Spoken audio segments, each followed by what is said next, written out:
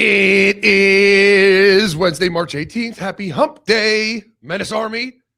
Question of the day, who's hotter, Sydney Thomas or Sydney Sweeney? Go. Are you asking me? Yep. I think that I can't answer that. That's a Patrick question. That's a Gooner question. Sydney Sweeney's hotter. Stop it. What? You think Sydney Thomas? I sure do. I think Sydney Thomas is probably objectively hotter if you look at like her face. Yes. But I think like the culture and the lure around Sydney Sweeney might put her ahead in terms of like if you got the chance to smash one, which one are you picking? Sydney Thomas. I just picked. Bro, I saw something. I think hotter versus she would smash is different. Also, someone said at one time that Sydney Thomas's nose is too big, and now I can't unsee it. Where? Every time it's not at all. Not even a little bit. She has the perfect size nose. All right, that's just a question for the chat. Just kick it off. And Pat's going to pull up a side-by-side. He'll make one. And later in the show, we'll really dive into it. And Pat, don't pick like the best picture of Sydney Sweeney and the worst of Sydney Thomas either. All right. But that's modern day media though. I'm just saying, Chris put a hot blonde fucking first show note. I was like, damn, who's hotter? I wonder what Menace Army thinks. Sydney Sweeney or Sydney Thomas? That's Sydney Thomas. I know who it is. Which one's hotter though? Do you know who tweeted that? No. The official NCAA March Madness page. And this is her bracket? Yeah. Yes, the official NCAA March Madness page posted a Sydney Thomas bracket. I love it. There's a gooner at the office. I love it. She's got Alabama winning it all, huh? She's got Akron with the upset. That's all I care about. I was going to say, I disagree, but that's okay. I don't really follow basketball, so her and I's bracket are they're about worth the same amount of intel. But anyways, Chris, how the hell are you on this fine Wednesday? I'm good. Can I say something fucked up just real quick? Please do. Please do. Do You remember the videos of like the dog shooting basketballs into the buckets, and that's how they decide who they're gonna pick? Yeah. Like, what if they just had like a guy that she was with like pick a titty and then she revealed it and that's who they were picking? You know, what side is it, left or right? That would be awesome. Yeah, some cannons. Cannons. I'm saying. There's no doubt. All right. You done? Yeah, I'm good. It's a unique week. It's because spring ball starts. It's a beautiful thing. Shout out spring ball. Like the video if you're happy that everyone the college football is back practicing, because I fucking love it. Just getting updates from all over the country, all the different teams that are trying to construct and build and develop their roster. And then you have the Buckeyes. This week in Columbus, it's like dead week because you got so excited. 2 practices. Oh man, they're just glazing legend Bay. Chris Henry Jr. had 1 drop. He is human. Like all the things that you hear about in spring, and you get 2 practices, and then you're ready for the pads to come on. And they're like, wait, hold up. Spring break, pause for a week. And you just sit here like, fuck, come on. Let's get back to football. So the Buckeyes are on spring break on a cruise in the Caribbean or wherever the hell they are, but Michigan's not. Michigan's out here practicing. We got Kyle Whittingham updating us. Bryce Underwood updates. And kind of the newest news is kind of the youth movement in Michigan, the young players that are going to have to play. Kyle Whittingham discussed, and we want to talk about it. But how's your week been, Chris? It's good. Just hanging out, obviously getting a lot done here. I'm trying to like research, I guess, as many springs as possible. It is fascinating kind of seeing how, in the spring, every single team feels like every single fan base thinks they're going to make the playoffs. Like everybody, every single team is perfect. If there's a hole somewhere, oh no, like we're Alabama. We couldn't run the ball a year ago, but our offensive line this year is transformed. We're going to be running the shit out of the ball. We're Ohio State. Our issue was Julian Sain didn't run the ball last year. Well, guess what? Julian Sain is going to run through your fucking face this year. We're Oregon. We're inconsistent. Well, guess what? We're consistent here. We're the most, it's that kind of thing. So it's hard to get a read. And what's crazy is it's every team. Everybody. Because of 2 things. Number 1, the transfer portal. Mm-hmm. Because of that, you fall in love with, you don't just have recruits to fall in love with. You have guys that actually played college football last year to fall in love with, and how they're the answer and the fix, right? It's no different than Cleveland Browns fans talking about these linemen they're signing. They're like, oh, it's going to be so different. It's like, will it though, or are they going to suck? Because we've done this before, and then they end up sucking. But you also, with what Indiana did, everyone feels like that could be us, right? That could be us this year. I mean, you're looking at a program like South Carolina. Shane Beamer, they didn't have a good year last year after being a bubble playoff team the year before. Then you have your head coach coming out on Selection Sunday saying, hey, next year, we're going to be sitting here in a great spot enjoying this day. And it's like, damn, you're writing checks right now. I hope you can cash them. But now Gamecocks, the cocks everywhere. There's cocks everywhere that think they're going to go to the playoffs. It's every school. And the thing about spring is that, like, I don't think a lot, like, the fans that, like, are sicko enough to, like, listen to all about their spring, a lot of times won't venture outside of their own spring. And here, this is almost everybody's talking. Now, I do think you could take away some things. I think sometimes if a position is so bad, you'll hear we do have concerns here, but, they're kind of ironing out as you go. That's, like, the ultimate, like, kind of red flag kind of thing. But no, I think there is pressure on some teams to make the championship or at least make the playoffs this year, like South Carolina, like you said before. But other schools, it's just really hopeful. And obviously, like, media coverage helps that too. Like Georgia Tech people right now, like, I don't know if you know how they're talking about little Alberto Mendoza, but they make it sound like he's more of a football sicko than Fernando. Well, yeah, and that's a great example, right? Alberto Mendoza transfers to Georgia Tech, didn't really play. So he might stink. He might be great. I mean, no one really knows, right? But the lure around the Mendoza name and watching Fernando Mendoza, go 16-0, win a natty at Indiana, has the Georgia Tech faithful like, holy shit, that's us. It's going to be us. We got the younger brother. That's us, except for more athletic. Yeah, more athletic. Great academics. We are the Southern Indiana. Like we are Georgia's Indiana. And there is a theme going on, right?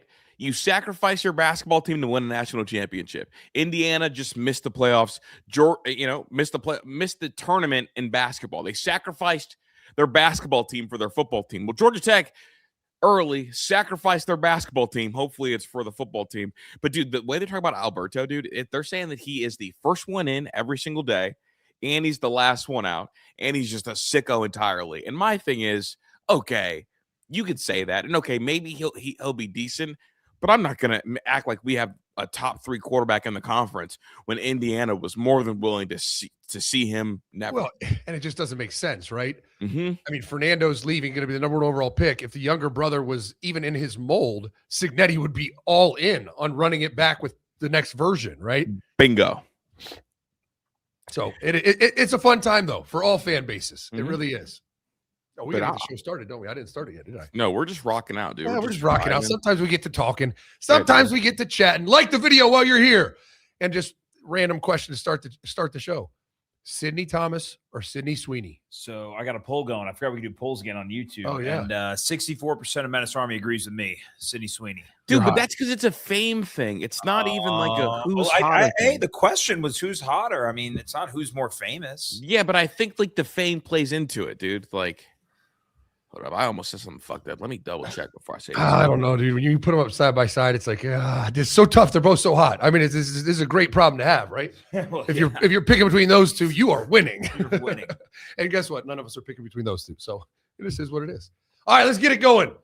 Speaking of hot women, you know what happens when you enjoy a hot woman? Sometimes you have a child. I got 4 of them. Lukey, let them know what time it is, Bubba. It is. They need to level up. I think we have some freaks in Menace Army. I'm okay with that. Go watch the fucking film. But I appreciate you for riding with us, Menace Army. Menace out. Menace Army! Let's get to the show! Let's get to the show. Dude, why did I think you're about to announce like that you were having another kid right there? That's what Pat looked at me and goes, I didn't know where you were going with that. I was like, I didn't either. Yeah, I thought you were announcing another kid. Dude, I saw a crazy exchange on the timeline today. So Julian Colvard, who I think works for 247, does some recruiting coordinating stuff, said the last coaching staff at Clark Atlanta, the D2 school, told me that a 4-star athlete was too small to play at their program. I will never reach out again in my life. The coach, or Teddy Keaton, said, well, I was the last head coach at Clark Atlanta, dropped the screenshots, basically saying that this didn't happen. Right. He drops the screenshots, and the very last message in them was, we're looking for bigger DBs this cycle from whatever coach. So after a quick exchange, that coach stopped responding. That's a horrible look. Don't challenge anybody like that. And the kid ended up the kid ended up going to Boise State and playing. Yeah. But it's crazy that like it's just a crazy exchange that I thought was worth the mention on the show. Yeah, just kind of bizarre, really. I mean, I get it though. I mean, I live in a world where I don't know at what point it changed at Ohio State. I think it was mainly Shiano. He just fell in love with obviously he was a head coach in the NFL. Big corners. Big long corners. And there were several corners that I had in my, South Florida's got a million. And I'm not even talking about D'Angelo Pons. I'm talking about a dude that's like 5'10", 5'11", and a fucking baller. They're like, no, we want 6'2" corners. I'm like, yeah, no shit, everyone does. But how many of those are there that have the speed and hips and feet to play at Ohio State? There's like 3. So we'll recruit them too, but what if you don't get them? And that's how we ended up taking just awful corners because we didn't get past Surtain. It's like, who else you got? It's like, we got this kid from Louisville who's pretty tall. I'm like, yeah, but he stinks. But you take him anyways because he's tall. It's the hips, right? Like that's the number one thing. Like I've heard that like a lot of 6'2" corners, if they are good in high school, they end up transitioning to play safety because they just don't have the hips to keep up with like current receivers. It's funny you brought this up. Actually, this is a separate side note. I was going through and listening to some people talk about the Ohio State room. I think Greg Schiano might kill for this DB room at Ohio State. Like to have Devin Sanchez and Dominic Kelly, both who are 6'2" and above in the same room. Like that's a rare thing to have. You don't have very many like corners like that because again, like I think that like tall corners that don't have the hips end up being safeties. Yeah, no question. So I think what does Nick Saban say? He likes his corners to be 6 foot because that way you get the fluidity and you get like that 6 foot is good size for a corner because it is so hard to stay in front of the best athletes on the football field. I don't know, man. I don't know what Greg Schiano's obsession was with big corners. What position did Greg Schiano play? Oh, that's a great question. I have no idea. Because I have a theory on this that I talked about before, but like, you know who has an obsession with big corners? Huh. Kirby. And my theory is that Kirby has an obsession with big corners because it's likely the position group he struggled with the most was big receivers. Yeah. And you know what Kirby does? He only seems to go after big receivers or prefers the big receivers over the fluid, explosive receivers. And my best example is in Josh Downs' class. He was the higher rated receiver between him and another kid, but the other kid was 6'5". They didn't offer Josh Downs from Georgia, whose uncle was on staff, but offered the 6'5" receiver. And because of that, my belief is the ripple effect is that's why they didn't get Caleb Downs. Oh, absolutely. And where's the 6'5" receiver? He didn't end up playing. He didn't record a single stat at Georgia. We don't even know his name. That's where he is. Didn't record a single stat at Georgia. Josh Downs ends up going to North Carolina and becoming a draft pick and carving out an NFL career. But it's like, well, why would you? Like one was higher rated significantly, and they're both from the state of Georgia. And the one literally wants to go to Georgia. And you say, no, we'll take the big one. And my thought is, okay, Kirby must have got his ass kicked by big receivers throughout the years. And that intrinsically lent itself to the recruiting process. Without a doubt. So that's my little side note. Actually, it's funny, and I don't want to put you on the spot like that. Since we're talking about receivers, can we talk about last night's Bourbon Ball? Yeah. Oh, yeah. Devin McCuin? Yeah, Devin McCuin, new take.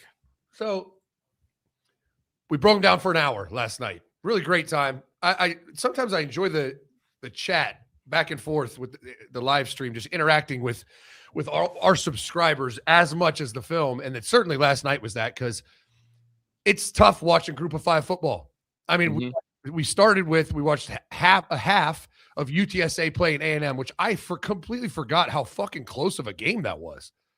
I mean, UTSA has a running back and McCuin that look like Power 5 players. Dude, they send players out to Power 5. Like each of the last 3 years, they have sent a player to a top 10 team, which is kind of bizarre because they've never been like the team, quote unquote.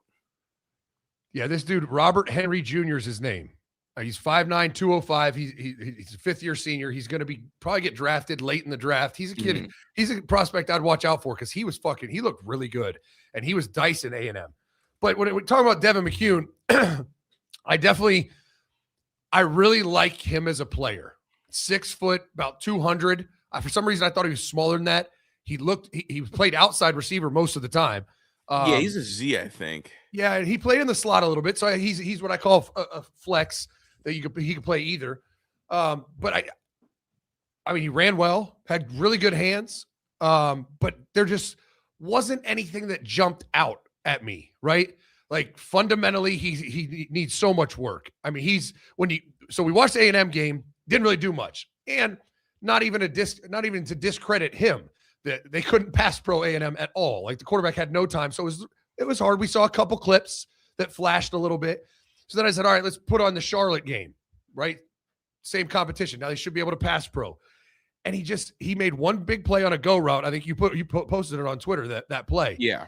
And he just was faster than the kid. Like no technique, no fundamentals. He just ran outside and ran by him, and the quarterback delivered a strike. So like it's kind of, I'm indifferent on him.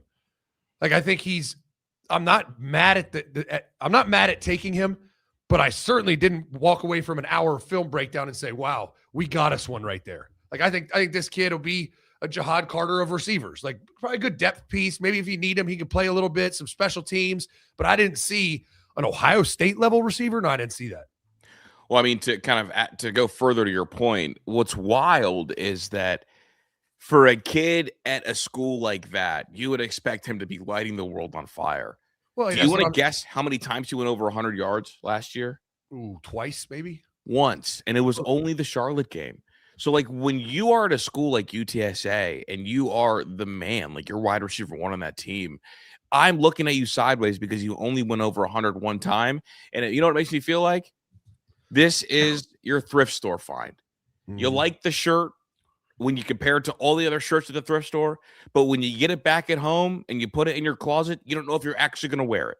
Yeah. I do that all the time. I'm a thrift store shopper. Yeah. Sometimes when you're looking amongst the thrift stores, that one shirt looks good because it's next to all the other shirts that are a little iffy. But when you get it home in your closet and you got a Jeremiah Smith in the closet, and you got a Brendan Ennis in the closet, and you got a Chris Henry Jr. in the closet, and you got all this stuff in the closet. You got a Brock Boyd in the closet. Like, I'm not sure how nice that jacket actually looks. Yeah, and that's the thing. When I watched it, he's a good player. He's definitely a Power 5 player. But Ohio State's receiver room's different. Like, you're not taking him to Vanderbilt or South Carolina where you're like, oh, you know what? He'll probably be one of the top three. Like, you're bringing him to the Rolls Royce of receiver rooms. Yeah. Like, I don't hate it for depth. I know they lost Quincy Porter, lost Mylan Graham, so they need bodies, and I think he's a good player. So I'm not saying they shouldn't have taken him. I'm just trying to make sure everyone knows. Don't expect him to be some breakout player. Like he's not going to be Omar Cooper Jr., right? Where he transfers in and holy shit, we got a first rounder. He just doesn't look like that.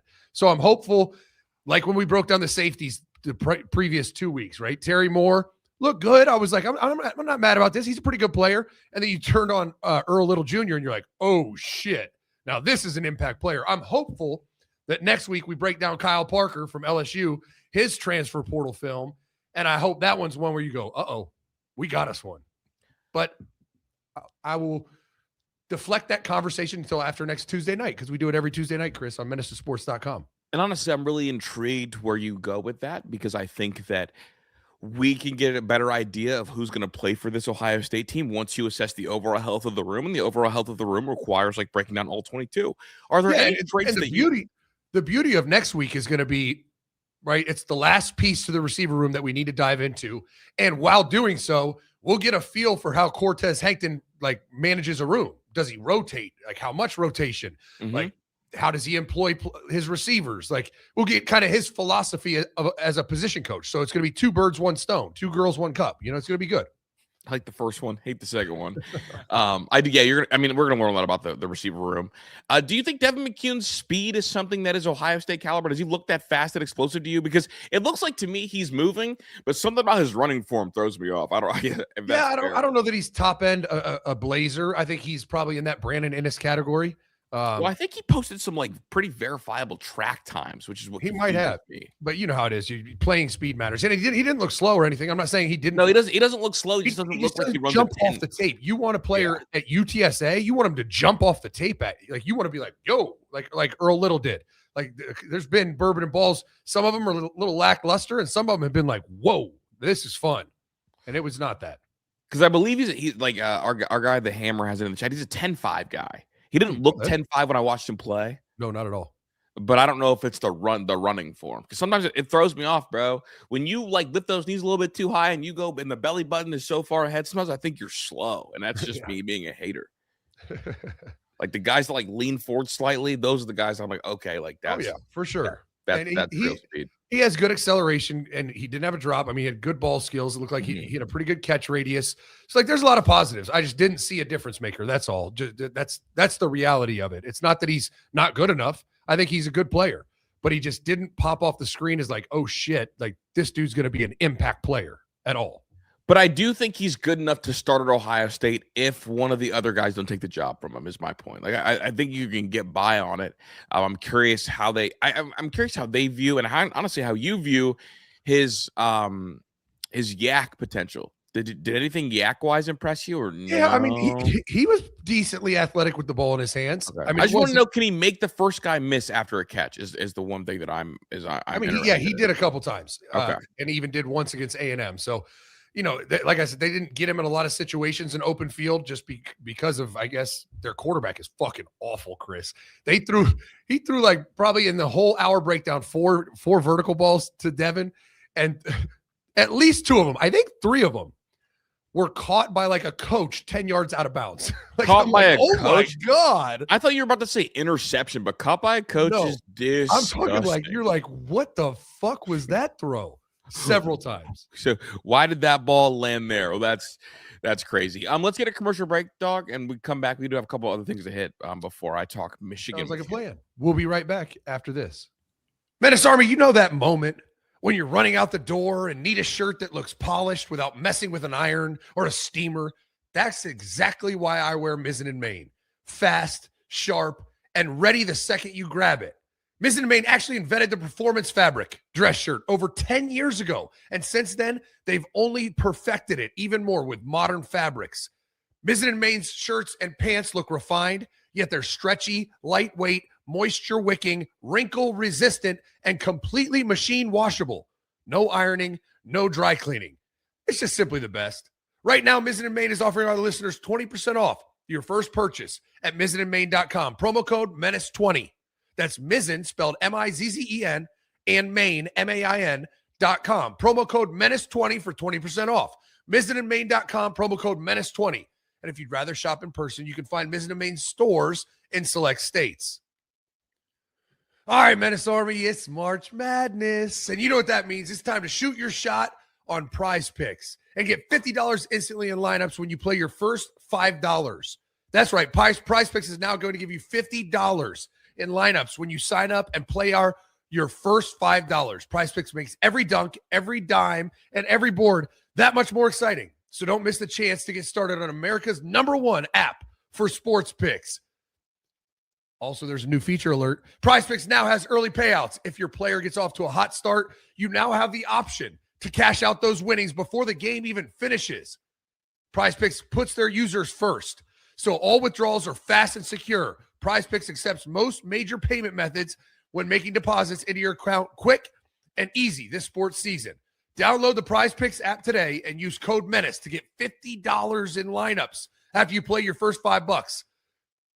That's code Menace, M-E-N-A-C-E, to get $50 in lineups after you play your first $5 lineup. Prize Picks. It's good to be right. Good to be right. Hey, did you see I don't know if they were just on. Were the Oscars just on? Does anyone know? The Oscars were a couple days ago because the coldest white boy maybe in the history of white boys got beat by, the second best Michael Jordan of all time. Shout out Michael B. Jordan. And then Michael B. Jordan put on an MBJ jersey and did a video with Eli Manning. So I was happy. But yeah, go ahead. My bad. I didn't mean to. No, I was just crazy just how woke Hollywood has gone. You see the ratings? Like in 1996, the Oscars, 45 million people watched it. Right. And then 20 years later, 2016, 34 million. So it dropped like 11 million, 2016. The last 10 years ago, 34 million, 17 million watched it this weekend. Damn. Half as many people as 2016. Dude, that's crazy. Like, it's over. Hollywood is over.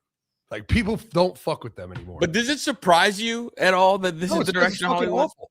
Like, I don't, what the fuck am I going to tune in to listen to a bunch of fucking rich retards that don't know shit about the world tell me about the world?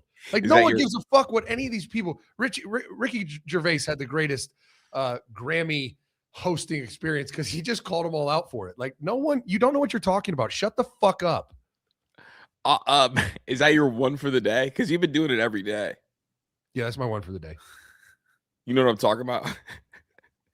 What? The R word? Yeah. Maybe I should give out Chris Drew awards. The Chris Drew film of the year, Prometheus, 17th straight year. I was gonna say. I'm just gonna give it to. Hey, so just real quick, we talk about Oscars. What's about to get an Oscar is all these Drew Allar clips to go triple platinum. They're coming, dude. After before we get started, are you falling for this? For what? All of it. All of the draft silly season hype on Drew Allar. Yeah, gladly fall for it. Like, I tied my shoes together just so I could fall for it. Hell yeah, I'm falling for it. What the fuck? I can't wait to fall for it. It's my time of year. It's that time of year where engagement is down and idiots in sports media will start to drive these narratives. And you put one, College Football Talk Daily said, this guy looks so good on shorts. Does that mean short passes or in shorts? Wearing shorts? I don't know. Shorts. Could be a typo. Could be short passes. He's my QB2 in this class. Rocket arm. And any NFL team would be lucky to have Drew Allar. Like, what? Are we fucking for real? Can I say something that is not supposed to be controversial, but I think is going to come across as controversial? Yes. I don't think that these NFL draft takes that we get this time of year about quarterbacks, I don't think they're for clicks. I think it's because we don't see a lot of people that watch a lot of college football.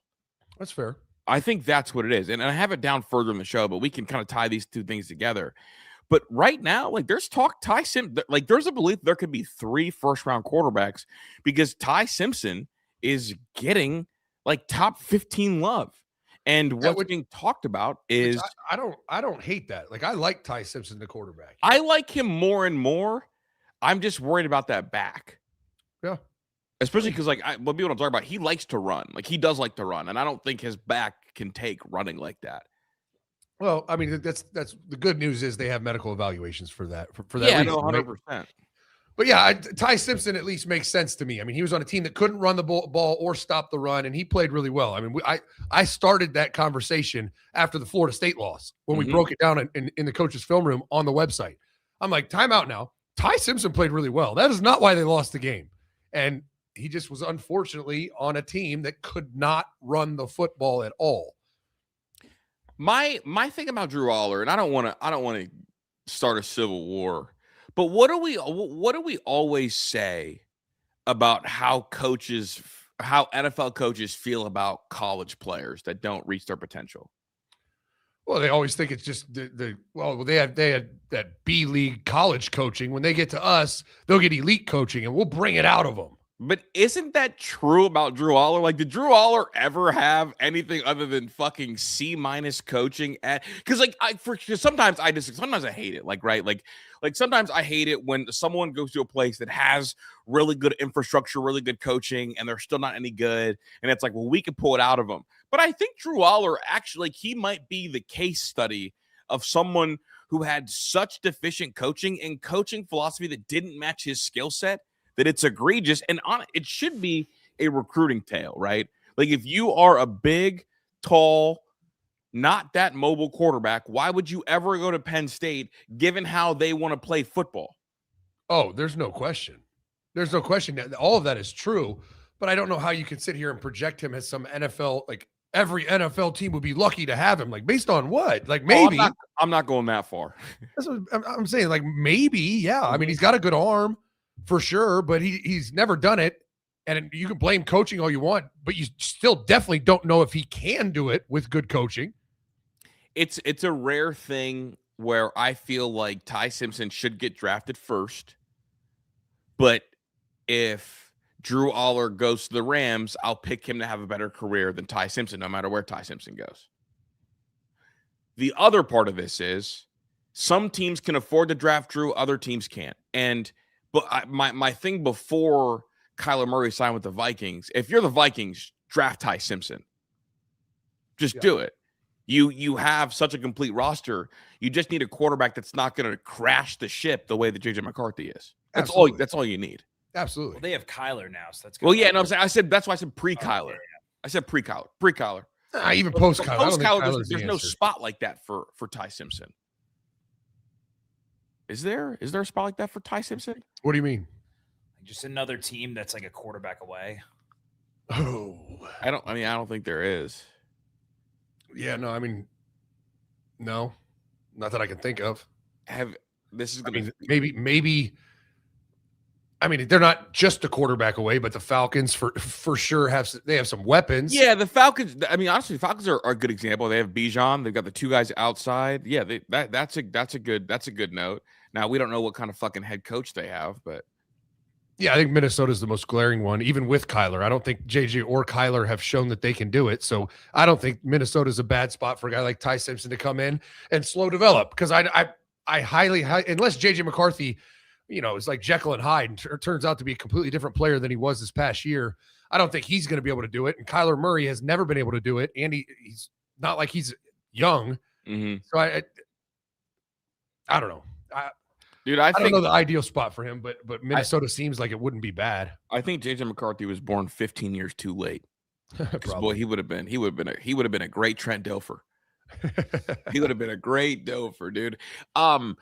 Dude, I saw something that made me think of you, Zach. I guess the Dolphins are very interested in Ty Simpson, and it sounds like they're doing the Sam Darnold thing, like what the Vikings did. Except for they're making sure Malik Willis is set up for failure. That's why they traded Jalen Waddle. It's like this is like all right, we're gonna take what the Vikings did, but we're gonna learn from it. But not learn from it in terms of like not draft JJ McCarthy. We're going to actually sign the quarterback that has the upside, but we're just gonna trade the number 1 receiver and not re-sign the number 2 receiver. Because like this would be like if when the Vikings signed Sam Darnold, they said, all right, we're going to trade Justin Jefferson to make sure Sam Darnold's not successful. So when JJ McCarthy plays, like when we let Sam go for JJ McCarthy, it makes sense. If they draft Ty Simpson, that's what they're doing. They're just setting up one guy to be the sacrificial lamb and then making the swap. Yeah. So that's fair. I saw the meme. It was like the 8 star players of the Dolphins. Well, 7 and Mike McDaniel. It was like 2025. And the next one, all those heads were gone except for Devon A-Chain. He's just looking like, yo, what the fuck happened? Like, where'd everybody go? And that's set up for huge regression too. So we'll see. I mean, shout out Malik Willis. So he's in the fold there. Pat, can we play this video of Byron Brown, the Auburn quarterback that followed Alex Golish from USF? Yeah, all about his throwing motion. Weird throwing motion. Go ahead and roll it. There he is. He's to the far left. Yeah. Brings it all the way down and hitches it? Like to his knee almost. Yeah, I did slow it down so we can get a better look. I mean, it's not ideal. It's wasted motion. But at the end of the day, I mean, is that going to hurt his NFL draft stock? Absolutely. But Tebow had one of the worst throwing motions in college football. And 2 national championships and a Heisman later, I think he's regarded as one of the greatest college players ever. I mean, he's definitely like one of the most iconic ever. So yeah, it's one of those things where I'm like, okay, this is the internet freaking out over something that is it ideal? No. Can he have a ton of success? Can Auburn win? Could he lead him to a championship? I mean, I don't know, but it's not going to. The answer is not no because of his throwing motion. That's for sure. You know what my favorite thing about this is right now? SEC people saying, "See." You can't bring these guys from other conferences to our conference, think they're going to be any good.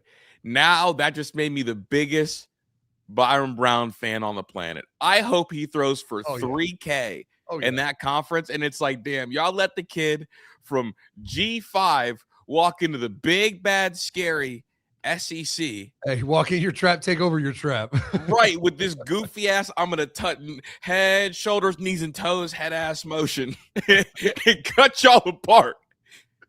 Oh, I am here for it. You feel me? I'm now the biggest Auburn fan. Go Auburn, go! But only the offense. I hope the defense is dog shit.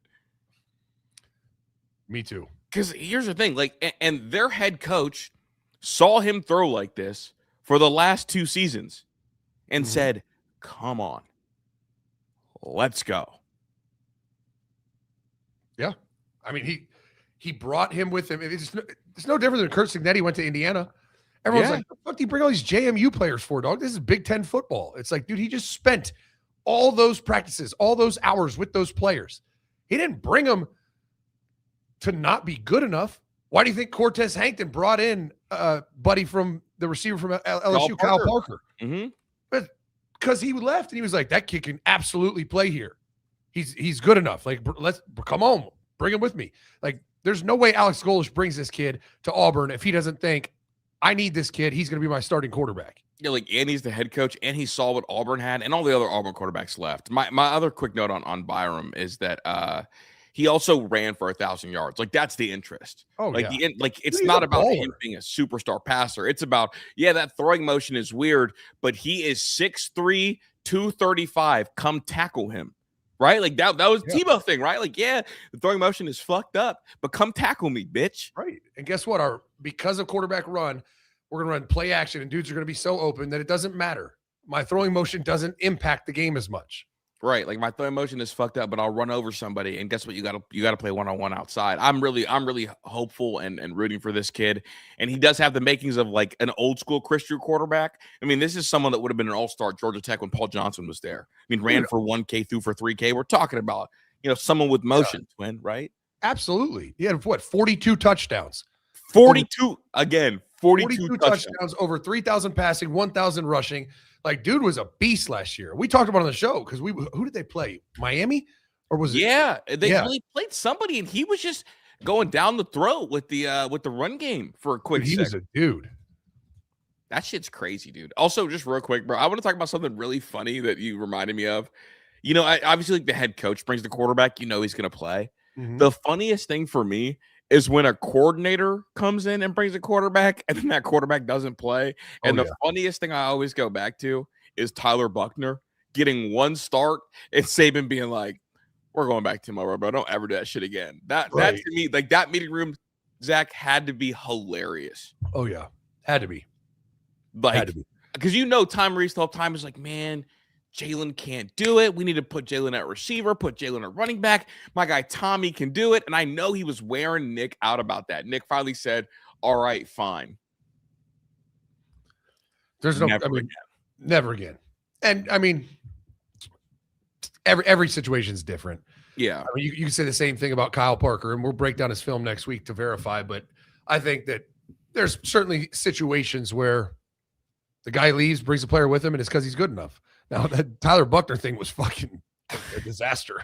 I think it's just funny, like, because with quarterbacks, like, you're walking, like, here we go, all spring. Because remember, Tyler Buckner didn't transfer until after the spring. That means all spring, Tyrese was like probably shit talking the quarterbacks they had and telling his boys, man, let me tell you, when Tyler gets here, it's about to be going crazy. Oh, dude, what is Dion? Oh, hey, I got bags coming, and they're Louis. Tyler Buckner was his Louis bag.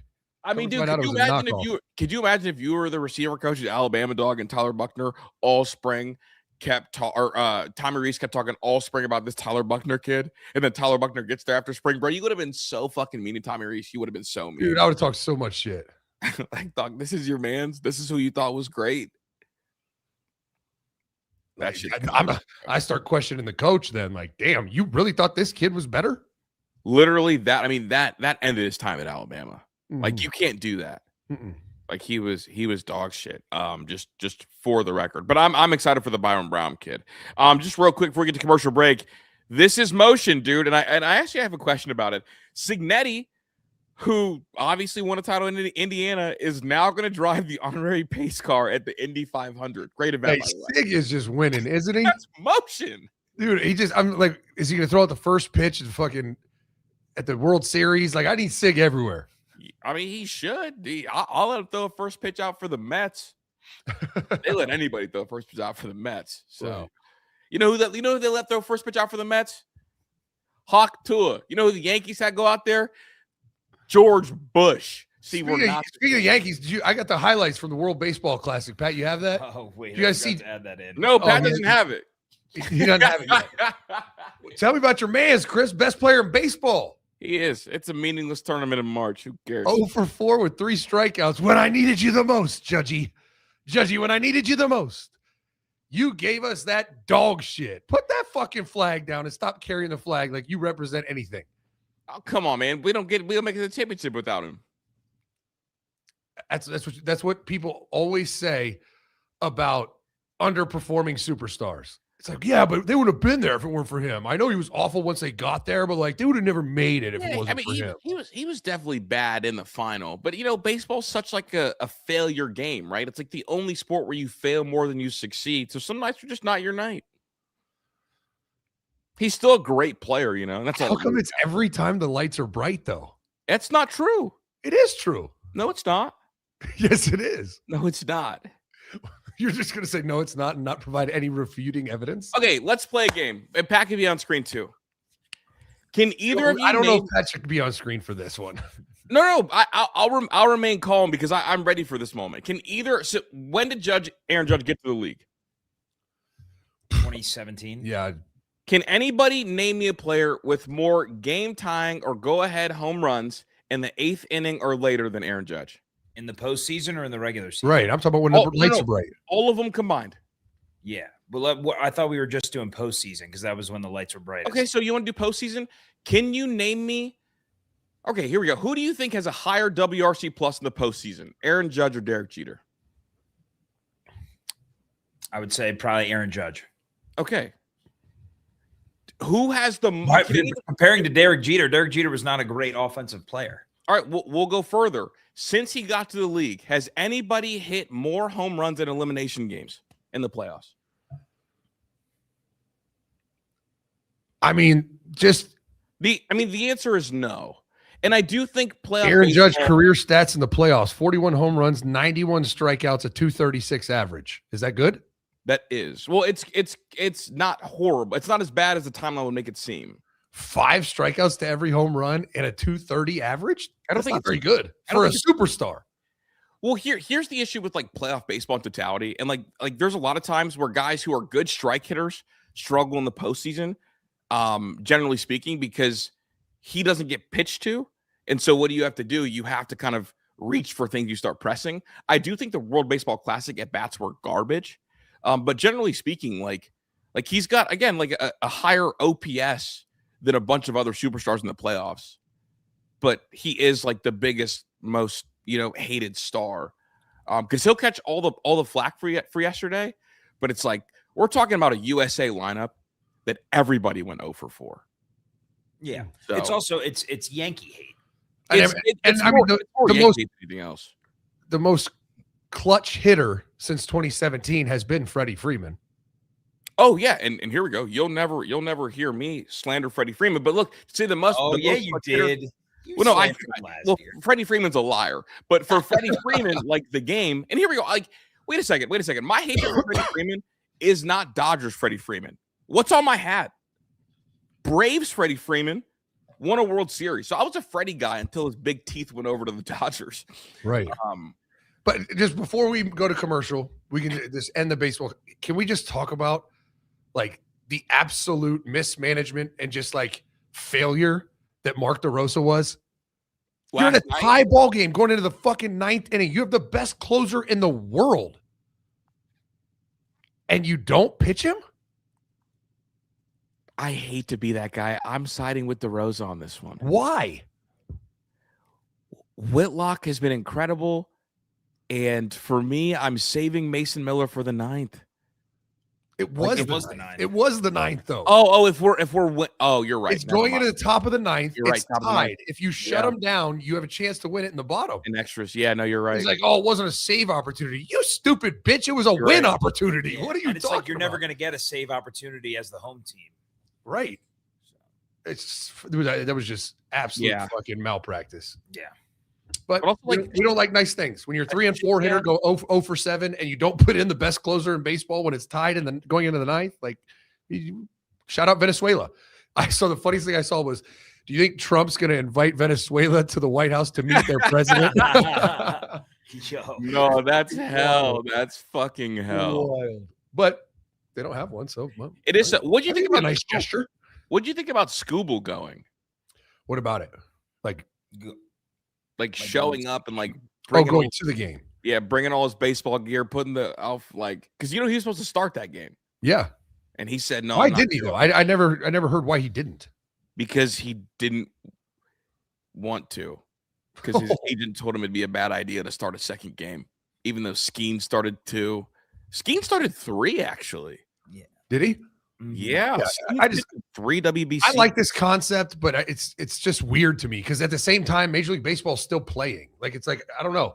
I feel like it needs to be like almost like the NBA midseason tournament. It's like everyone stop what you're doing. We're going to do this little thing and then come back and play the season again. I mean, listen, the baseball All-Star game has lost its lore, right? Yeah. If they treated it the way hockey is now treating like the 4 nations, like we're going to give a 3-week hiatus in the middle of the season to do this, baseball tournament in the middle of July, I think that would be awesome. He has to say the word, even when he doesn't have to say the word. Literally. Just say the World Baseball Classic. Just don't say the word. What, tournament? Oh my God. I don't think if I was a star, I would play in the World Baseball Classic moving forward. That's just you saying that as a Yankees fan. Any other star would. Any other star player that's not on the Yankees never catches hate. Well, it's really simple. If you're a star player, play like a star player, or else people are going to talk shit. I mean, sorry.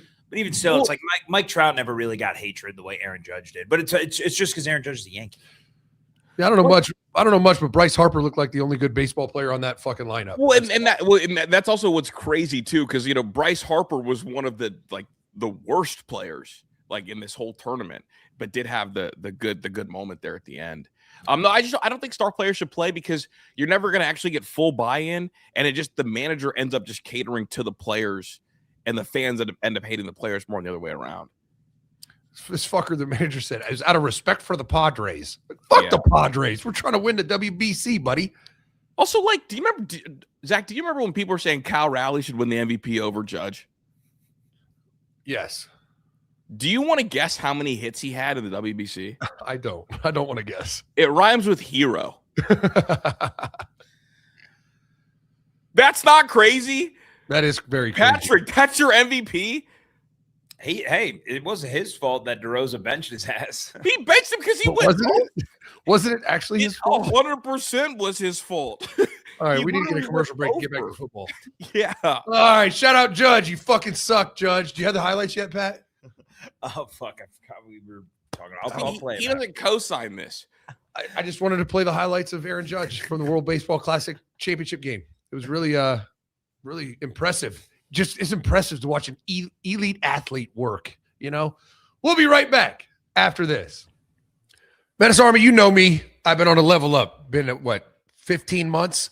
And I'm going to talk about something that I wish I learned earlier in life. I'm 42 now, and I don't know about you guys, but when I hit 40, maybe even 30, late 30s, things got harder. Not just gym stuff, but everything.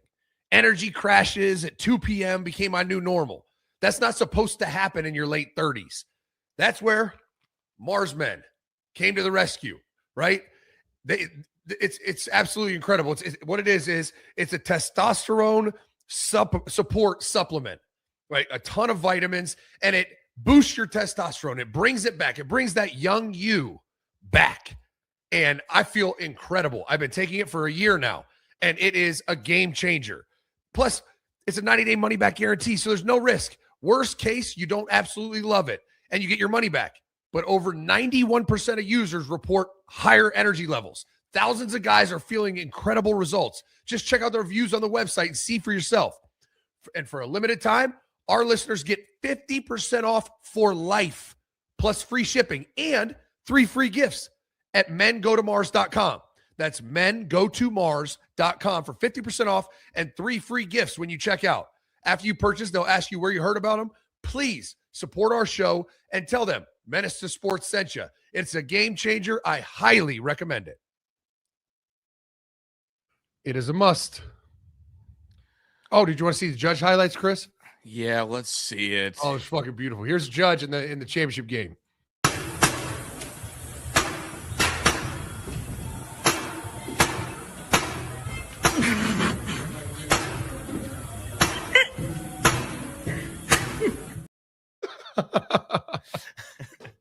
That's your goat.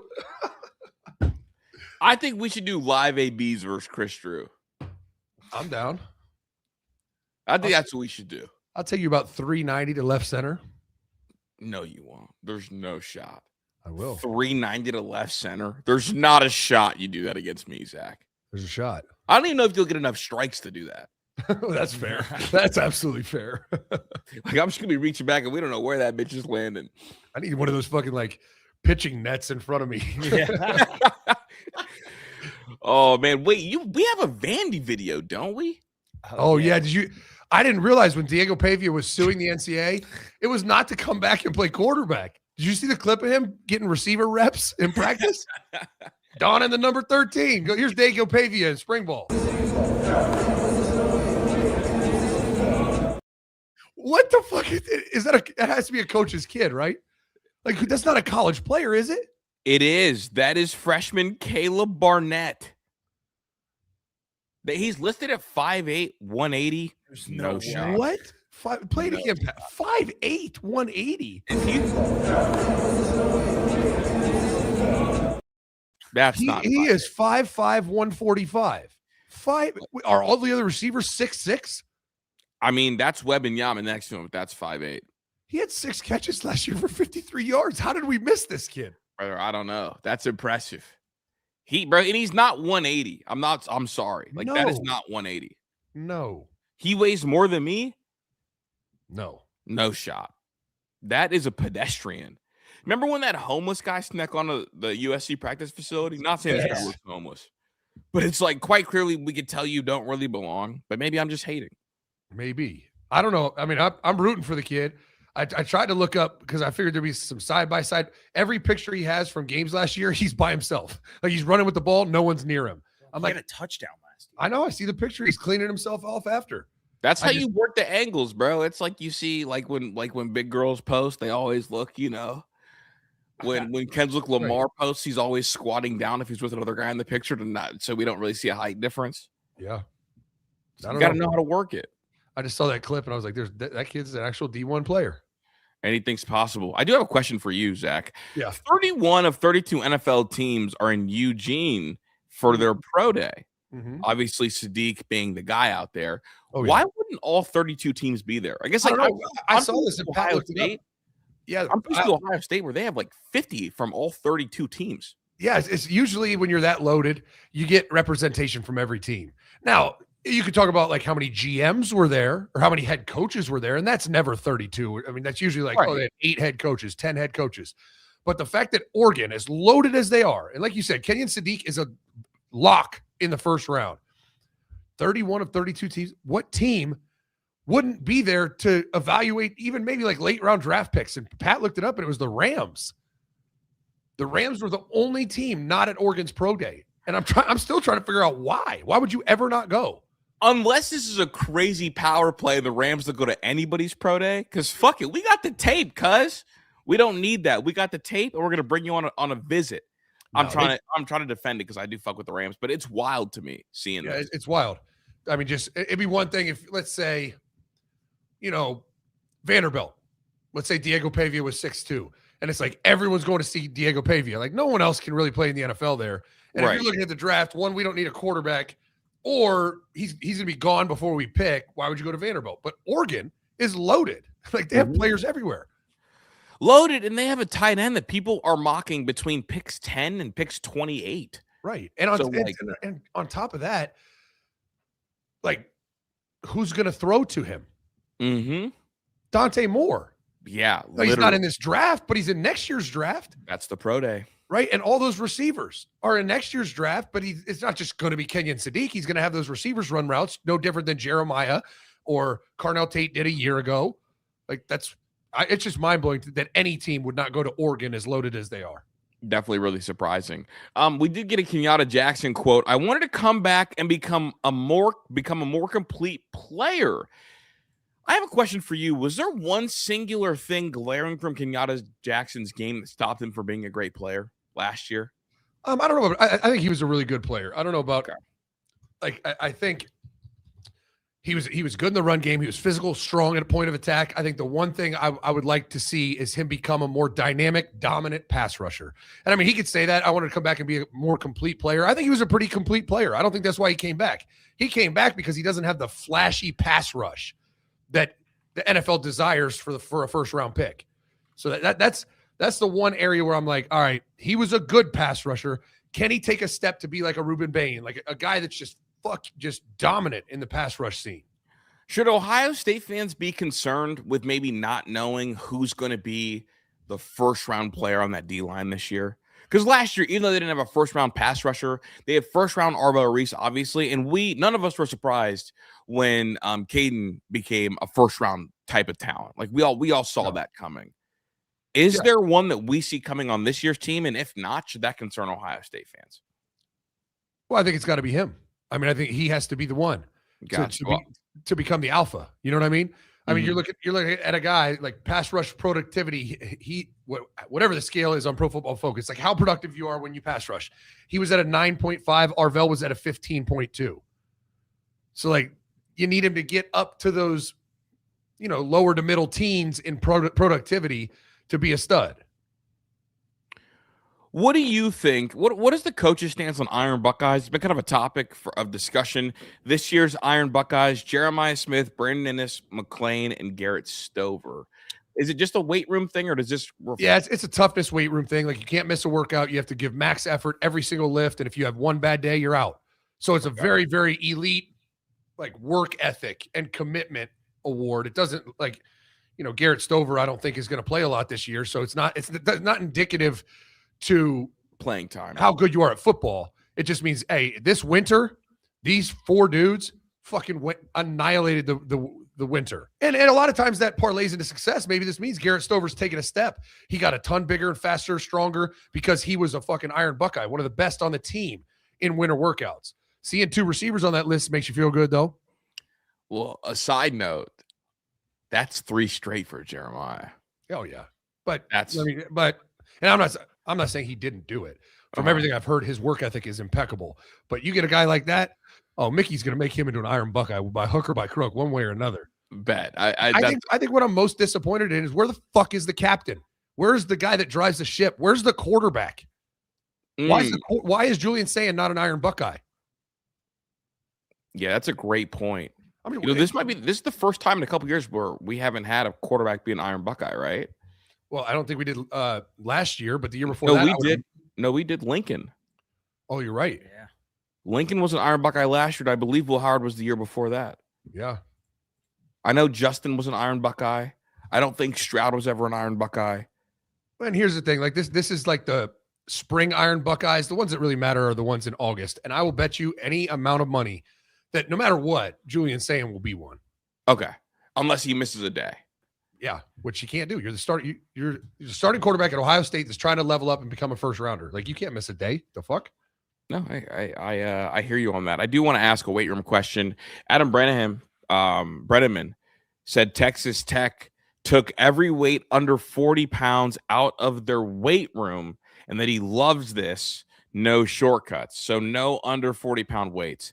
JJ Watt replied and said, hopefully it's just performative for social media and not actually true.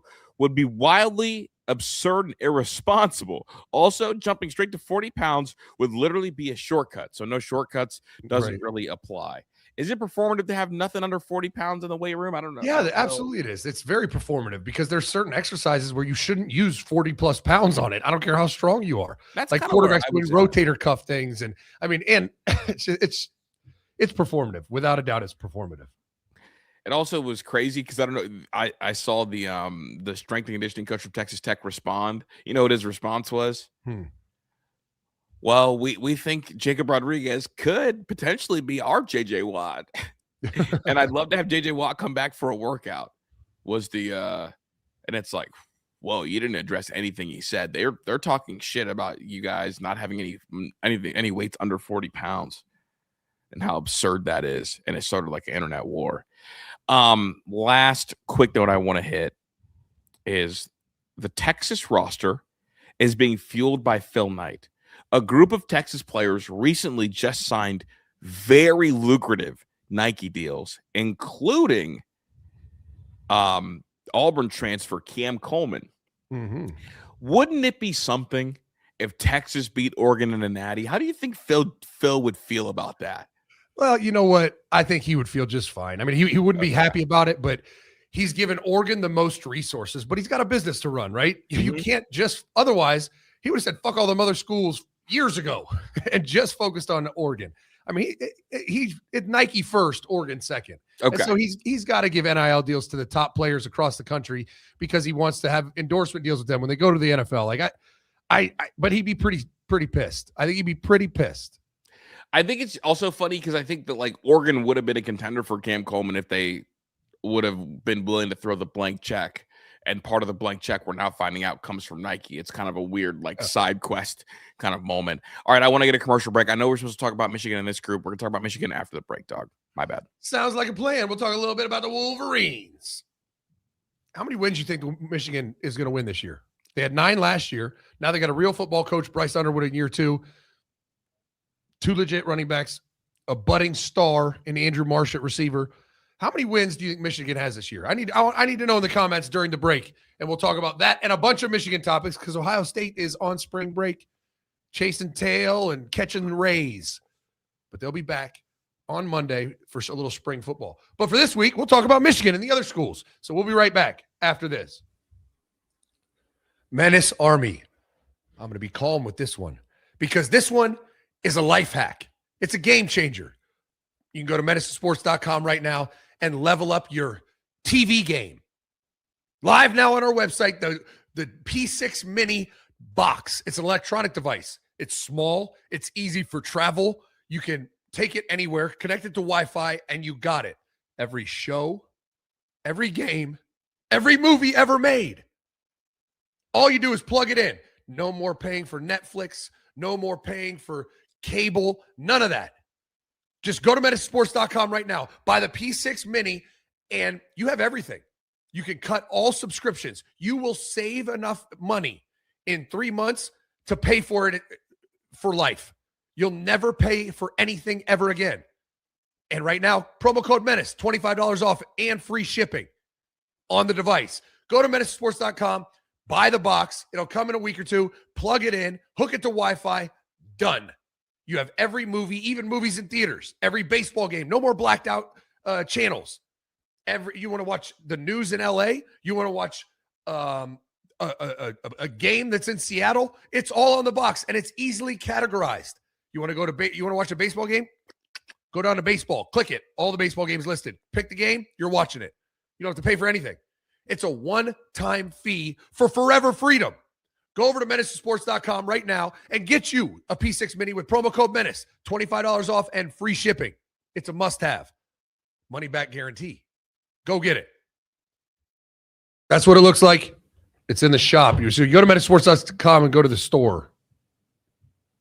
Boom, that way. All right, dude. Some more Michigan talk today. Whittingham has been talking, and the messaging that I've noticed around Michigan media, because it's something that I do, and from Whittingham has been the focus is making sure Underwood is the athlete.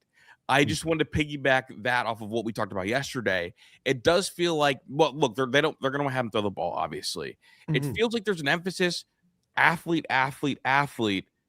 Do you think that's a good thing to be emphasizing right now? Or do you think that maybe it should be about throwing the football this spring and then more of the athlete stuff in the fall? Yeah, I mean, I think it's important to talk about his athleticism because that is what makes him so different. I think he's got a great arm. He's got all the arm talent in the world. But we've seen quarterbacks like that, right? It's the fact that he has that arm talent mixed with being a freak athlete. So, yeah, at some point I want to hear about him being an effective passer. I'm not even going to say a precision passer, just an effective passer. But it's going to take time. One, he's only going into year 2. And 2, per all reports, he wasn't even getting coached in his first year. So I think it's going to be a work in progress. Yes, I agree with you. Eventually, we need to start hearing about him throwing the football really well. But I'm fine with right now. They say, hey, he's soaking it up. He's working his ass off. He's a great athlete, and he's getting better. I don't need to hear he's a good passer today. Now, by the spring game and then in training camp, yeah, I'm going to have to hear it. I'm going to have to hear he can throw the ball really well. Another thing that Whittingham came out and said he volunteered, again, reiterated, there's no competition, not even close to a competition, not even entertaining the idea of a competition. Does that surprise? I mean, it surprises me a little bit. Like, obviously, like you hear about new coaches coming into a new room, they want to evaluate things. He shut it down. No one's going to get any first team reps all spring except for him. Does this surprise you at all? This is Whittingham's approach? Because look, we knew it wouldn't be like an open competition, but usually you don't hear brand new coaches say we're not even pretending like we're having a fake competition. Yeah, I mean, I don't know who would it be with, right? They brought in the kid from Colorado State, Nicolosi, who they brought him in to be a backup, like an emergency guy. Yeah, like who would he compete with? And it's kind of like I talked about it yesterday. The Dylan Raiola at Nebraska. It's like, dude, he's just so much better than everyone else. This is not a competition. Like, don't even fake it, or else people are gonna look at you like, what the fuck are you talking about? That'd be like us sitting here saying, oh, Chris Henry Jr. looks pretty good. Will he be wide receiver 1 for Ohio State this fall? It's like, shut up. Yeah. Like, no, he won't. And he may be fantastic. That's fair. I guess I just wondered like what motivation tactic they were going to use with Underwood, because I do think Underwood has more of a wide receiver personality, and I wondered if Whittingham would try to kind of get him to mold into one of his like Utah quarterback personalities, because the Utah quarterbacks all had Whittingham's personality. It is, I'm going to go out on this football field and I'm going to die for my team. And Bryce Underwood, if you like it or not, is very me. He's very me oriented. When he goes in the media tour, he talks about himself. I mean, shit, dude, leading up to the game, what did he say? He said, it's a me versus Matt Patricia, which was a crazy statement. Like, isn't he very like wide receiver coded? So I wondered what messaging we would hear from Whittingham to see if we're going to get him more to be like a quarterback, which at the end of the day, generally speaking, we all want our quarterbacks to be what? Leaders of men. Yeah, for sure. And I think that's going to come with just getting developed, getting coached. Okay. I mean, clearly Schroen Moore had other things going on. And so he didn't really pour into the leadership and media training and, you know, how to be a leader and how to be a starting quarterback in a big time blue blood Power 5 place. So I think Kyle will get that done. And I'm really intrigued by Michigan this year. I mean, Kyle Whittingham walks in the door. We know a fundamental coach, toughness, like really, really good football coach. He brings 5 players with him from Utah that clearly he felt like they could start right now. You know, he's got this moldable young quarterback who has all the tools. They have 2 running backs that are elite. They have a receiver who looks to be elite. Like, it's just, when have we been able to say that about Michigan? I don't know if we have. I mean, I guess like all things at once, never really. No. Like when they've had good receiver play, they've had terrible quarterbacks. When they've had the quarterback with amount of upside, their wide receiver 1 was Roman Wilson, who I told everybody from the jump he's not going to be a good pro. Like he's not good enough to be a number 1 on a title team in most cases, unless you have generational defense. The things we do say about Michigan is like, hey, look, they're tough, really good 1 running back and a good offensive line. This year they've got 2 really good running backs and 1 that potentially is a megastar. Yeah. And experience in the O-line. I think they're going to win 9 or more games. So I pulled up their schedule here. So they obviously have the guarantees or should wins, right? So I got 4 or 5 that I think are contentious. I want you to tell me who's going to win. They get Oklahoma at home week 2. They'll lose Oklahoma. Oklahoma is also my dark horse to win the conference. That's an interesting pick. Off of a bye week, Matt Campbell's Penn State at home for homecoming. They'll beat Penn State, but that'll feel like a classic Big Ten slug off. I think it will too, and I agree. So we have 1 loss so far. Indiana, the very next weekend, comes to the Big House. Indiana's beating them. So that's 2 losses. Michigan State at home is probably a win, right? Then to end the year with UCLA sandwiched in between, they got to go at Oregon, at Ohio State. I mean, losses. So that's an 8-4 football team. Yeah. 8-4. They feel like a good 8-4 football team. Can they upset one of Oklahoma, Indiana, Oregon on the road, Ohio State on the road? Can they grab an upset there? Do you think they upset somebody? I do. I think, and I don't know who. I'm sitting here. Who's most likely? I was going to pick Oklahoma, then you just picked them to win the fucking SEC. Well, you can still pick them. You know what I think it's going to. It's going to. Here we go. Not all 8-4 teams are created equally, right? Like when they lost certain games last year, they were never, ever, ever remotely close to the better football team. I think they could keep Oklahoma a close game, and it would feel a lot better because last year, didn't they look like they were getting outclassed by Oklahoma? Yeah. And so I think they're going to be an 8-4 football team that they're a really tough out on all 4 losses, I guess is my point. I don't know if you're there with me. No, I agree. I'm with you. An 8-4 football team, they play a crossover with a really good SEC team. So it's the equivalent of being a 9-win Penn State team who plays no one. And look, they never complain. So I am curious how things are going to play out for them. Let's get a commercial break, big dog. Come back, do Rumble rants, super chats, and skedaddle skate. Sounds like a plan. We'll be right back after this. All right, Menace Army. It's going to be like a broken record at this point, but I'm going to keep trying to push you to level up your life. Our partners over at Awaken 180 Weight Loss have a game-changing program for you. Enough with the shots, the needles, Ozempic, all the easy fixes that will help you lose weight, and then you'll gain it back later. This is about education and life transformation. Awaken 180 Weight Loss has perfected the science and made it so easy.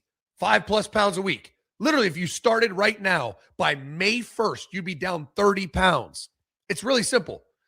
First thing to do is they link you with a coach, your personal coach, one-on-one coaching. Every week you check in. She holds you accountable. She works with you. She helps you get through things coming up, birthday parties, holidays. We got Easter coming up. Your coach will help you. She'll coach you, or he will coach you through it so that you don't divert from the program. They deliver 4 out of 5 of your meals to your front door. Easy peasy. Just eat 4 of those selections a day, and then they give you a guideline for dinner on what you can cook, what you can eat, what you should do.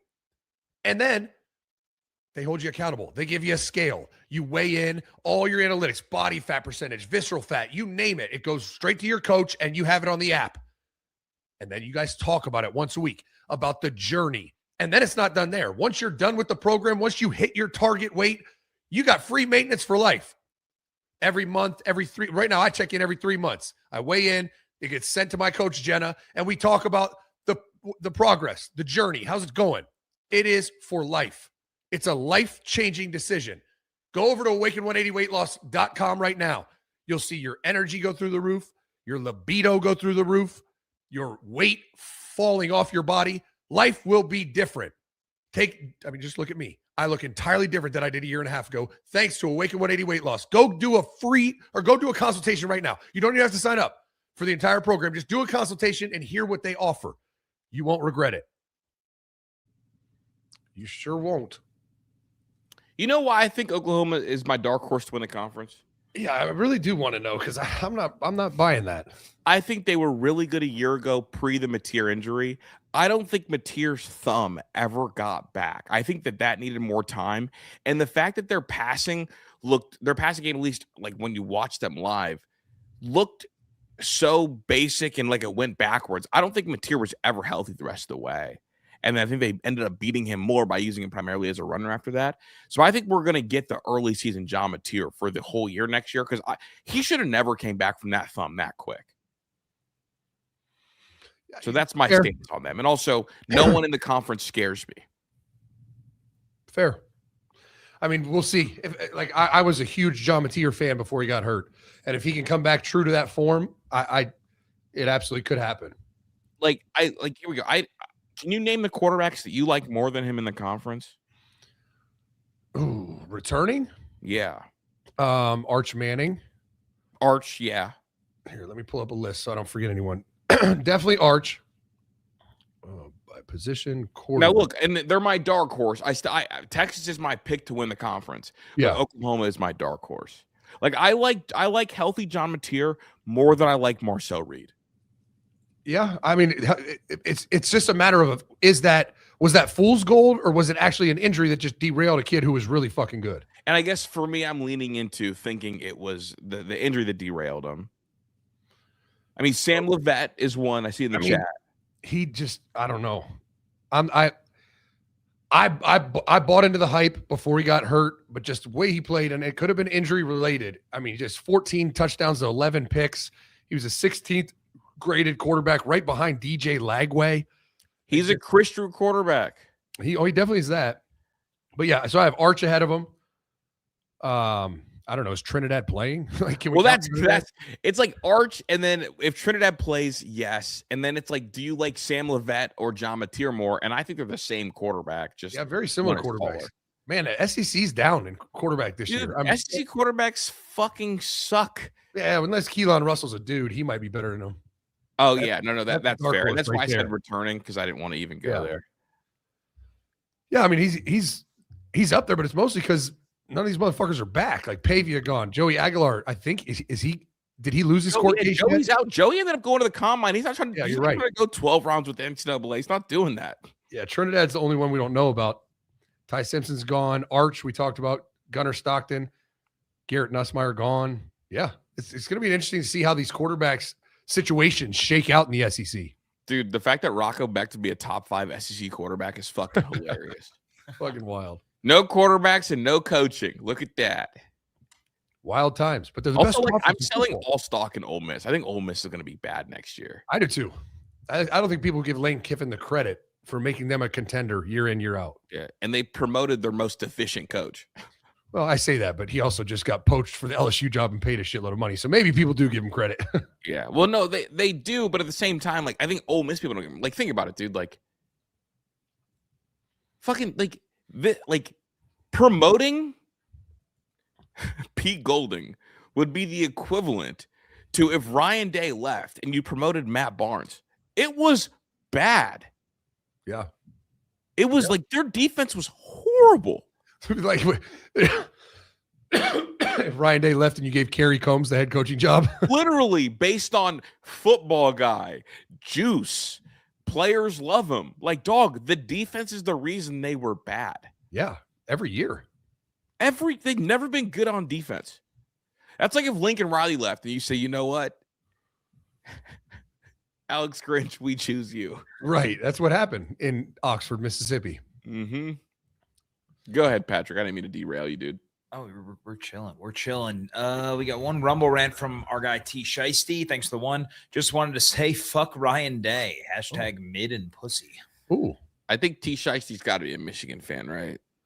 I don't think so. No, he's a Bama fan, isn't he? Oh, that's right. Shiesty is big Bama.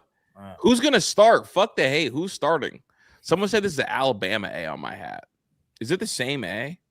No. Yeah. Huh. I think so. It's fucking me up now that now that you say that, I think it might be the same A. That's so crazy. I just like broke my brain there for a second. Because I've never ever associated with them with each other. Yeah. So no, it's slightly different. The Alabama A has an extra line up here. Like at the peak. Yes, it does. Oh yeah, I see. Oh, that really just brain that was broke close. me. It's a little, it's really close though.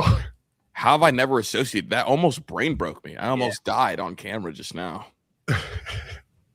Also the line in the middle of the Atlanta really goes up, like the line through the A, the end of it goes up, whereas in Alabama it goes down.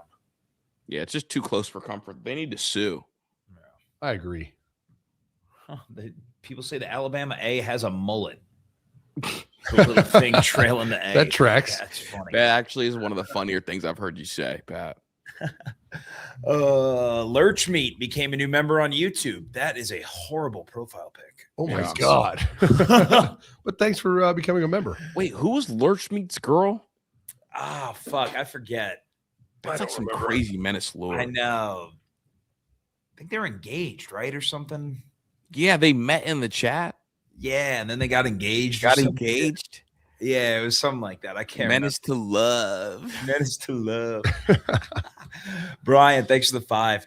Is Ohio just Florida of the North? Seriously, I was thinking about moving there a few years ago, but all the crime videos are from Ohio. What the hell is going on?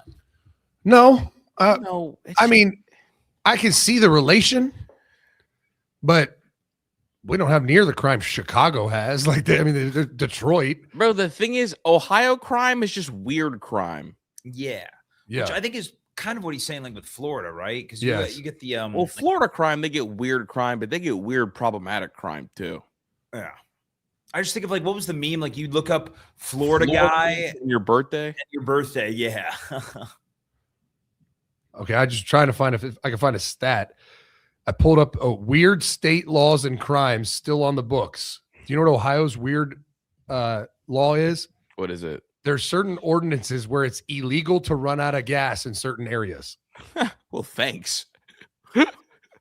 What? There's some weird laws in Jersey. Their breweries are not allowed to serve food. Mm-hmm. Yeah. I learned that. What do you think Alabama's weird law is? You can have sex with your second cousin. Oh, that's definitely legal in Bama. No, it's illegal to play dominoes on Sundays. What? Huh. You guys ever play Mexican Train? Like, what the fuck is this? Arizona, illegal to let a donkey sleep in a bathtub. When did that come up? That came up, and you're like, we got to put a stop to all the donkeys in the bathtubs. Oh my God, bro! Think about it, dude. If you go home and your boy's in the bathtub I'm calling the police, dude. This is illegal. Get your donkey ass out of my tub. Oh fuck. The Rod Farva, thanks for the 5. Zach, if you were an elite baseball player in your prime, would you play in the WBC? Yeah, hell yeah, I would. I would love that. Represent my country, try to go win a world championship. Not Chris. Chris is un-American. If I played for the New York Yankees, I'm not going to play in the WBC. Too soft. They don't. Not soft. They don't deserve me. See, that's the problem with Yankee fans. They put their team above the country. That's why the WBC, the product isn't there. No, I'm just not going to co-sign a tournament that our country doesn't even like. We did like it. The ratings were fantastic. I watched a bunch of the games. It's just Yankee fans complaining. The ratings were high, but guess what? If you look at ratings, we weren't even the most watched. Like, our country didn't watch the WBC the most. So does our country actually even love it? Yeah. No. Bowser, thanks for the 5. Pat, I am in study hall, and the way you say tournament makes me want to call ICE and deport you. Same. Chris, my dad says hi. Same. Oh, wait, is your dad the one that's in the Secret Service? Or I'm not allowed to say, because that's the emblem. You remember the guy that was like high clearance? Hey, this is my last super chat for a while. I'm going off to go kill Osama's cousin or something. I don't know. Oh yeah, I remember that. It's out here, whatever. That's his emblem. Is that who he's talking? Is that his dad? Or Maybe. His son? That's his son. Is that what's going on here? I think so. Because I'll never forget that emblem. Because I was wondering, is that like one of the crazy ass SEAL team things? It looks like it could be. And then think about it, bro. Aren't we about to go get somebody? Probably. Right? Isn't that what we're up to right now? Probably. Are we about to go get somebody? I'm just saying, we haven't heard from bro since the Venezuelan president went down, and we got other people we're gonna go get. They're talking about the Yahoo guy. And that Yahoo, I don't know politics. Yahoo guy. I don't know. I don't know about politics, but aren't we going to get somebody? You never know. What if they go get Pat? What do you mean? I didn't even know we were going after the Venezuelan president until all of a sudden it was like, boom, got him. You're like, oh No. shit. Was that a thing? Like, we were Literally doing that? woke up, thought it was fake news. Literally no heads up. That shit was wild. Wild. Blue Wolverine, thanks for the 5. Tournament. Pat is using the British pronunciation, as do I. Cheerio, Pat. I think Didn't we beat y'all ass back in the day? Fuck a World Baseball Classic. Let's talk about the Revolutionary War. It's an East Coast thing. I'm telling you. That's what at least that's what someone at that Big Ten tournament told me. He was like, "You say that shit funny." I'm like, "What do you mean?" It was like, "It's the East Coast way." What if instead of going to war, we did one-on-one combat with countries to resolve things, and it was televised? That would be lit. You know what I'm saying? Like, look, like we got a problem with whatever country. We got a problem. Go get your best soldier. We'll send our best soldier. Get like the fucking mountain from Game of Thrones, just going 1v1. Yeah, we would never lose, dude. I swear, dude. And that's how you. That's whoever in our military is one of one, like the most elite soldier, we would never lose. Can you imagine how quickly these Middle Eastern wars would be over? Like the Taliban's best fighter against a fucking Navy SEAL one-on-one? Yeah. That's what I'm saying. That's what I'm saying. And it's like, it's one. But is it like, hold on, but is it like just like hand-to-hand combat, or is it like Hunger Games? Like you drop them both in a fucking Well, that- forest. You're like, hey, yeah. one of you's coming out. It's Hunger Games. You drop them in a forest. You drop them in 2 acres of land. We got video cameras going on. You know, no guns. You get swords and knives and shit like that. Go get it on, partner. You kidding me? Eamon Thompson running across with the knife, bro. Just saying, dude. It's not that kind of one-on-one. Just saying, boy, hey, like I'm dead ass, and think about it, bro. We could draft him. I'm dead ass taking Tyreek. Like, think about it. Pro sports would be over. Tyreek Hill just running fast as shit with a sword. So wait, are we getting soldiers, or is it just the No. country's best athletes don't fighting know. each other? This is off the rails.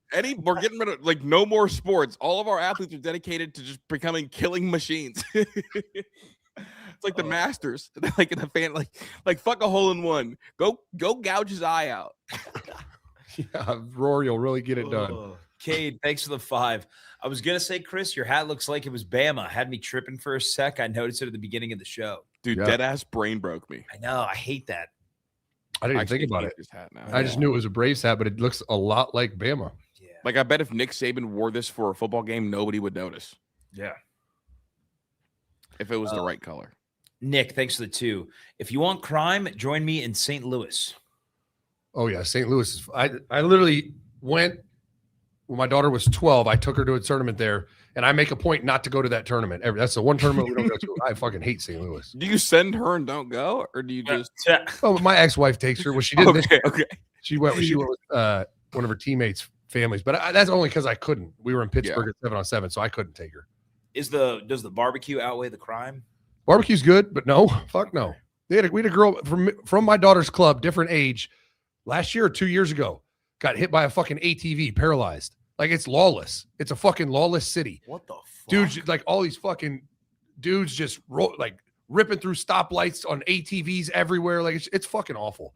It's an awful city. And I love people. I love the people of St. Louis. Like, Yeah. Cam Babb, Cameron Brown, Zeke Elliott. Like, we've had a bunch. There's great people in St. Louis, but the city is a fucking shit show. Mm-hmm. That sounds horrible. Yeah, that's wild. Because St. Louis has always been on my bucket list for like that's probably the one baseball park I want to go visit next. Oh, that's cool. Stadium. Cardinals Park. Yeah, it's sweet. And that whole area is awesome. Well, now I'm afraid I'm gonna get hit by an ATV, so I don't know if I want to go anymore. I mean, as a grown man, you can stay out the way. My issue is like, okay, a girls' team is walking to the convention center, homeless people fucking everywhere. Right after we left, some fucking homeless guy walked up to another one and shot him in the head right on the street we were staying on. You saw that? No. It was, Oh. no, but the clip went viral. It was like Okay, 2 days after we left St. Louis. Jesus This fucking dude Christ. just walks up to a homeless dude sitting on the curb, minding his business, just bang, right in the head. Dead ass. What the fuck is Gotham wrong with this City, place? bro? Holy shit. That's absurd. Absurd. Bowser, thanks for the 2. Yes, I am his son.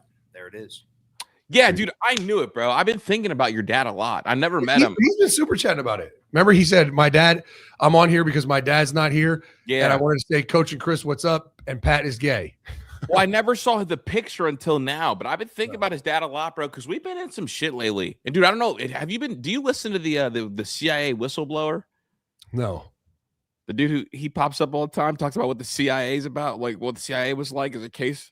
No, I'm in the crazy part of the internet. I will say, you send it to me. I'll watch. You know, that's my kind of Bro, shit. well, they put all these voice changers on him. They like speed up his voice and slow it down based on what he's saying. He was like,